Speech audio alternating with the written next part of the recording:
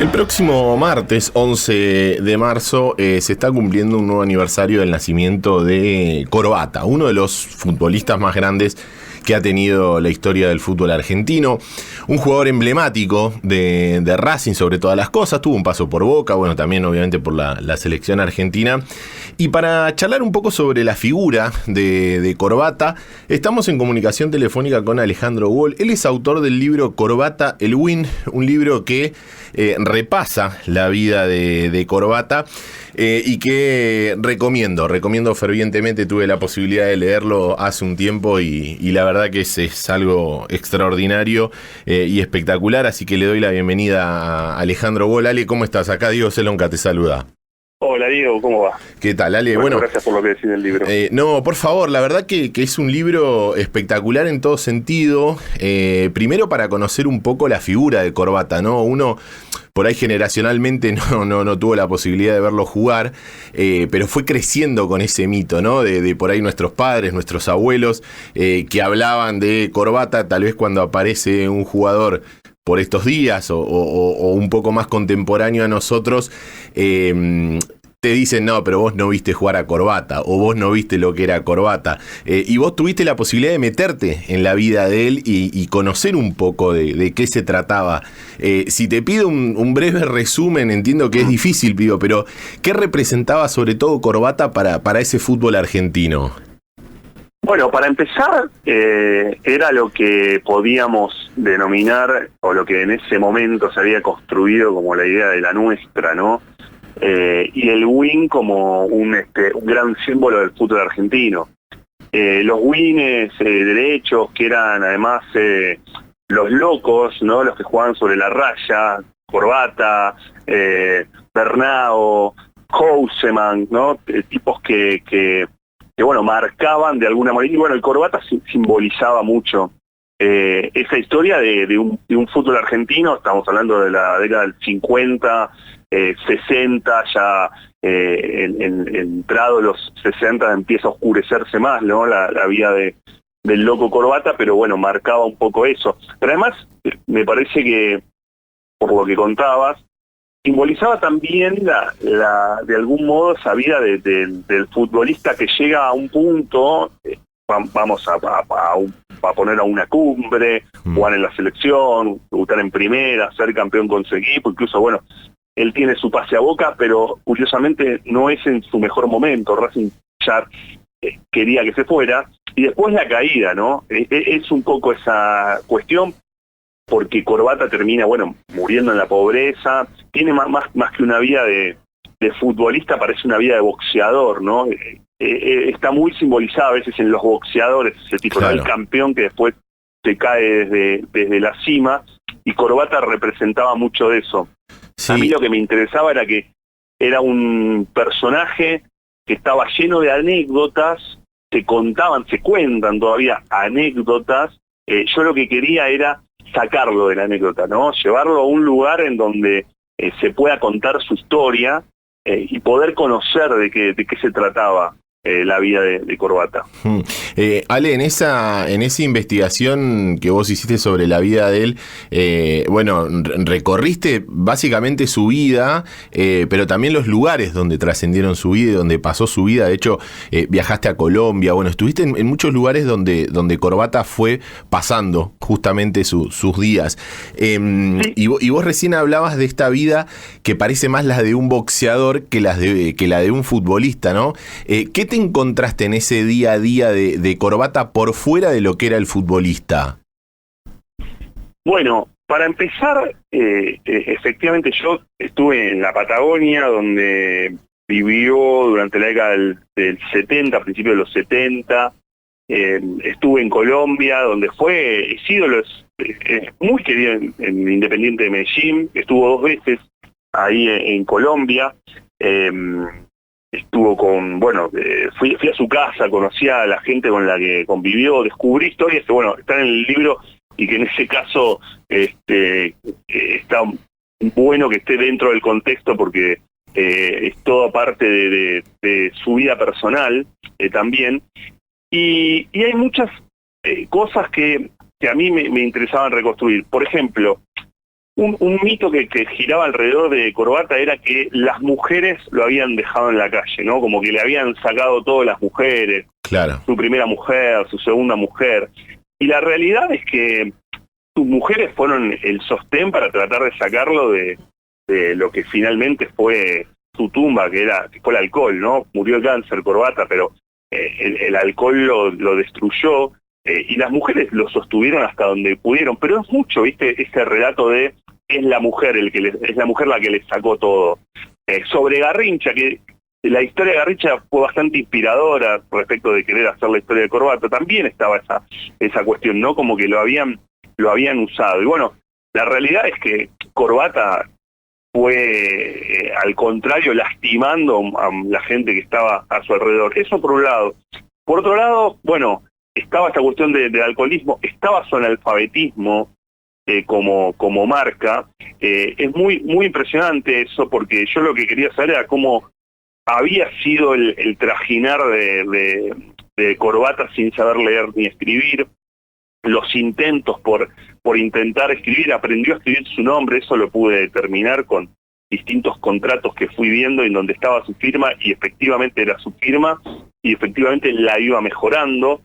Pero por ejemplo, no sé, alrededor de Corbata está, él en un momento le preguntan dónde nació y dice en La Plata, y él en realidad nace en Deró, después sí crece en La Plata. Su nombre es escrito de distintas maneras, como Orestes, Omar Orestes, Oreste Omar. Bueno, él es Oreste Osmar con la S en el medio, según su partida de nacimiento de Deró, pero él continúa. O sea, como fue muy impresionante, porque todo lo que estaba alrededor de él, y después cómo muere, ¿no? Porque también algunos sostienen que muere solo, y la verdad es que las hermanas lo acompañaron también hasta el final, hasta último momento, a Corbata, dentro de las posibilidades de ellas mismas, incluso dentro de lo dificultoso que fue acompañarlo, ¿no? Entonces hay como si todo dentro de la vida personal de Corbata estuviera como redibujado, ¿no? Y bueno, de alguna manera me iba encontrando todo el tiempo con sorpresa. Mencionabas a las hermanas recién, que fueron las que lo acompañaron al final. Hiciste hincapié también en las mujeres que lo acompañaron, sacando un poco ese mito de la ruina, ¿no? Pensaba, vos mencionaste a Garrincha, alguien que a mí se me había venido a la mente, ¿no? Como una vida bastante similar. Pienso en la vida de Houseman también, que tal vez vivió algunos años más, pero también como ese patrón y esa vida. ¿Qué papel cumplió Racing, digo, dentro de la vida de Corbata durante su trayectoria, teniendo en cuenta, digo, que es una de las grandes glorias de la academia, y posterior a su retiro, digo, si el club le dio cobijo, si lo acompañó, digo, más allá de que sería un personaje, no, la verdad que no tuve la posibilidad de conocer a Corbata ni de tratarlo, pero entiendo que habrá sido un personaje bastante complejo, digo, en su día a día. Sí, bueno, ahí también hay otra cuestión. Racing le saca el primer documento. Mirá qué curioso, porque el DNI que le saca Racing a Corbata cuando llega, Corbata juega, bueno, está un tiempo en las inferiores de Estudiantes de La Plata, ahí tiene problemas, se va, juega en Chascomús, lo detectan en Chascomús y ahí se lo llevan a Racing. Y Corbata primero vive un tiempo en la isla Maciel, después se lo llevan a vivir al estadio. Y fíjate que su primera dirección es Pasaje Cuyo, que hoy es el Pasaje Corbata. Pasaje Corbata, claro. En Avellaneda, ¿no? Y después de todo ese tiempo que fue tumultuoso, porque, bueno, Corbata sale campeón, logra títulos, es una gran figura de ese momento, de un Racing en un gran nivel, con grandes futbolistas. Después se va a Boca, cuando ya Racing quería de algún modo sacarse encima, ya tenía muchos problemas avanzados con el alcohol, con las situaciones de la noche y demás. Y después de todo eso, de todo ese tramo, Boca, Independiente de Medellín, un tiempo en San Telmo, incluso el tiempo ese en la Patagonia, vuelve a Racing y se encuentra con la presidencia de Horacio Rodríguez Larreta padre, ¿no? Padre del ex jefe de gobierno, que había sido vicepresidente, que había sido muy amigo de Corbata. Corbata había entablado una amistad con Horacio Rodríguez Larreta padre, incluso es uno de los que lo intenta ayudar a leer y escribir, a aprender a leer y escribir, igual que el padre Mujica, que también estaba dentro de ese grupo de amigos. Y bueno, es en ese momento donde Corbata, que estaba en la lona, a mediados de la década del 70, estamos hablando del 75 aproximadamente, consigue un nuevo laburo en Racing, como entrenar arqueros, patear la pelota a los arqueros, y le dan una piecita abajo del estadio. Y Corbata vive un tiempo ahí hasta su muerte prácticamente. Pero era muy difícil porque con la gente con la que podía hablar en ese momento siempre estaban necesitando guita, obviamente tenía sus problemas con el alcohol, entonces ayudarlo siempre era muy difícil para poder sostenerlo, y se convierte en un personaje. Yo te puedo decir que de las primeras nociones de Corbata, que un poco lo cuento en el libro, son obviamente las menciones y las historias de mi viejo, y alguna vez, y esto cualquiera tiene mi edad, tengo ya 46, que íbamos a la cancha en los 80, fines de los 80, a Corbata lo veías ahí deambulando, ¿viste? Y era el loco Corbata, ¿viste? Era como un loquito que andaba por ahí y que todo el mundo señalaba. Pero sí es cierto que era muy difícil para el club sostenerlo, ¿no? Tratar de recuperarlo. Y además pensemos que eran en los clubes en aquellos tiempos, no tenían las estructuras que tienen hoy profesionalizadas, ¿no? O sea, psicólogos, departamento de salud, eran todo mucho más, mucho menos profesionalizado de lo que tal vez es hoy, y bueno, eso fue difícil. Yo pensaba, ¿sabés qué? Pensaba que quizás en tiempos de redes sociales hubiera sido distinto, ¿no? Pero bueno, es muy difícil, es contrafáctico todo. ¿Vos pensás que en estos tiempos, digo, tal vez la ayuda hubiese sido distinta? Y viste, o sea, como hubiera parecido de otra manera, ¿viste? El loco siempre estaba por la cancha, los jugadores, los pibes concentraban, tipos, qué sé yo, como el Vasco Larticoechea, que vivió en la pensión de Racing, estaba, ¿viste? Lo tenía Corbata todo el tiempo ahí, pero bueno, se había convertido en un personaje de los bares. Yo recorrí bastante esa zona de Avellaneda, que en algunos casos ya no están, pero sí algunos bares. Encontré entrevistas a Corbata en esos bares de un periodista colombiano que en su momento me cedió la nota, que era muy impresionante, porque Corbata, como yo te dijera, tenía 50 años, pero parecía un tipo de 80. Claro. Que estaba, viste, muy hecho bolsa. Pensaba en el juego de las redes sociales, porque, viste, enseguida las redes sacan una foto, empieza a viralizarse, che, tal necesita ayuda. Creo que en ese momento era muy difícil, pero la gente con la que hablé, que estaba en el club, en ese tiempo, bueno, me hablaban de esto, ¿no? Que quizás le daban guita, lo trataban de ayudar, pero no había una contención profesional. Claro, sí, se entiende. Estamos charlando con Alejandro Wall, autor del libro Corbata El Win. Ale, recién mencionaste que cuando vos ibas a la cancha, digo, generacionalmente somos de la misma edad, yo tengo 43, o sea, muy poquita diferencia, ibas con tu papá y te lo cruzabas a Corbata, era el loco Corbata el que estaba ahí dando vueltas y demás. ¿Qué veías vos con tu edad, siendo chico tal vez, o preadolescente y demás, en esa figura? Digo, ¿cómo era la repercusión con el resto de los hinchas? Tal vez hinchas en ese momento que sí lo habían visto jugar y que sí lo habían visto en su etapa más gloriosa de la academia de Racing, verlo como estaba en ese momento. ¿Qué recordás vos? Y bueno, había una repetición de un poco de esto de lo que te decía. Yo tengo esas imágenes vagas, ¿no? Pero me acuerdo perfectamente de haberme cruzado a Corbata y que mi viejo me señalara quién era, a Tita Matiusi también, en ese tiempo. Y bueno, siempre estaban como las historias. Yo me acuerdo que mi viejo me contaba en ese momento, ¿no? Que Corbata vive en la cancha de Racing, ¿no? Y yo lo veía como algo, como un símbolo impresionante, ¿no? O sea, qué sé yo, a mí me decías a los 8 años, 9 años, vivir en la cancha de Racing y Claro. te hubiera dado todo, ¿no? Por ver la cancha de Racing. Como una especie de símbolo de Sí, sí, grandeza. no hay más que eso para el hincha, claro.